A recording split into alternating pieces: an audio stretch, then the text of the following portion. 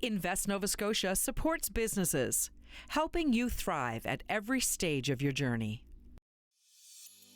Good Robot Brewing started as a neighborhood brew pub in Halifax's South End. Today, the company runs 3 community beer gardens and bars, as well as a new large beverage factory in Elmsdale, Nova Scotia, that makes Good Robot branded beer, as well as beverage products for a range of other companies. Really, we're 3 companies in one.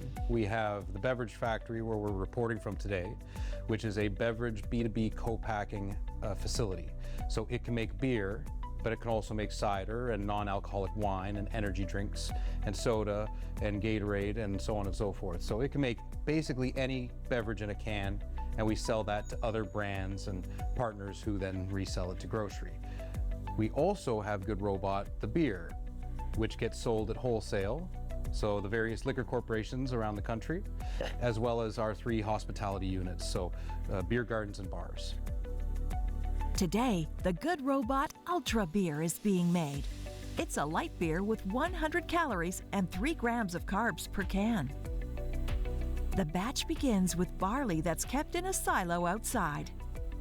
The barley is moved by auger into a hopper in the malt room.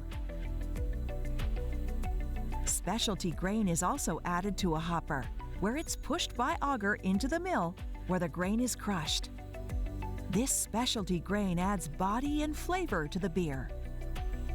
From here, the grain is carried to the mash tun. While en route, the grain is hydrated with a blend of hot and cold water. From the control room, the mash tun is heated to 64 degrees Celsius. Once steeped in the mash tun, the liquid is called wort. Next, it's mixed with grain and pumped through the mash filter. Only one other brewery in Canada has equipment this efficient, resulting in 30% less water usage and 40% less malt. Once filtered, the plates are pulled apart and the spent mash is scraped into a tote. The spent mash is donated to farmers. The filter is sprayed down with water between batches and also sanitized. All wort runoff goes through an inflow pipe to a kettle. As the wort is added to the kettle, hot sparge water is also added to this dense slurry from a huge aerial steam stack. Once the kettle boils, hops are added for bitterness and flavor. A sample is taken to measure the pH and sugar content of the wort. It's then sent through a whirlpool, trapping any possible debris from the wort. This step is called the cast out. The wort is cooled to room temperature and pumped to a fermentation tank. When the cooled wort arrives at the fermentation tank, fresh yeast pitch, pulled from a previous brew, is pushed into the tank using CO2. As the yeast gets to work, CO2 is produced, which is released into a bucket. Once fermented, the wort is transferred to a bright tank. It's then carbonated with CO2, adding body to the beer and giving it a refreshing taste. It's then cooled to 1 degree Celsius. From here, it's transferred to another bright tank and is ready to be packaged. We opened our 3rd beer garden at the Halifax Common in 2023, so most people sort of know us for that. But that is actually a very small part of our business today. That represents maybe about 15% of what we do. So we're still very much a hospitality company, and a lot of that hospitality focus has translated into our customer service in the beverage co-packing side of things. We really try to go above and beyond for our clients. The depalletizer is loaded with a crate of thousands of cans.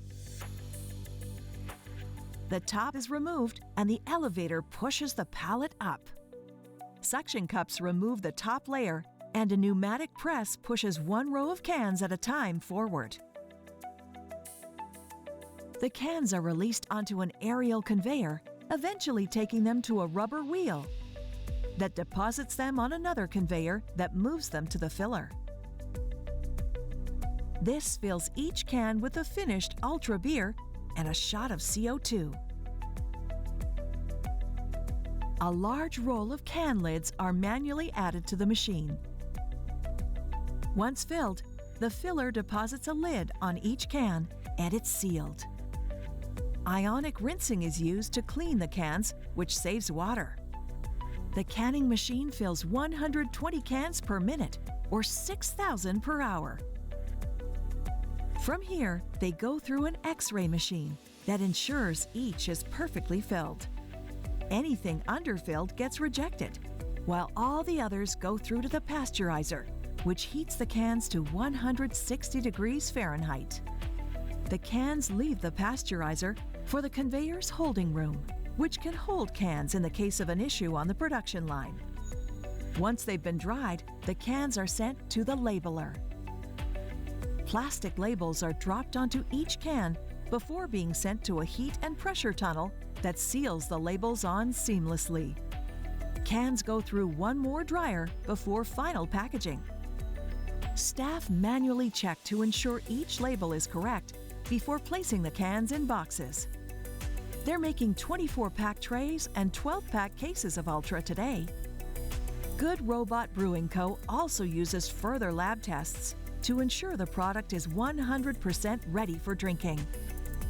Finished and approved, these 96 cases are carted off to cold storage, where they remain with the rest of this batch for less than 48 hours. Trucks come in with ingredients daily and leave with finished product, just like this Ultra. Last month was our 10th birthday, so 10 years operating. Not a lot of businesses make it that far. People in Canada, with the recent tariff situation, keep saying we need manufacturing. But at the same time, there is a lack of capital in the market. There's, most investors in manufacturing and consumer packaged goods are in the States. They are more risk tolerant than Canadians are. They're more bullish, so they are a little less scrupulous in counting their pennies. So we have taken a pretty big swing and a pretty big risk by opening this manufacturing facility, which is the first and only type of its kind in Nova Scotia to produce both alcoholic and non-alcoholic and produce those liquids and also package those liquids. There's nothing like that here in the province. And so, I'd say what it took to get there was extraordinary. And I'm sure in a few years, we're going to look back fondly on what we were able to accomplish. We haven't lost our quirky touch that kind of put us on the map originally, so I hope anyone watching the show joins us at the Halifax Commons in August. We're going to have a dog wedding, hopefully Nova Scotia's first dog wedding. It's going to be fantastic. Just because you're growing up doesn't mean you still can't have fun.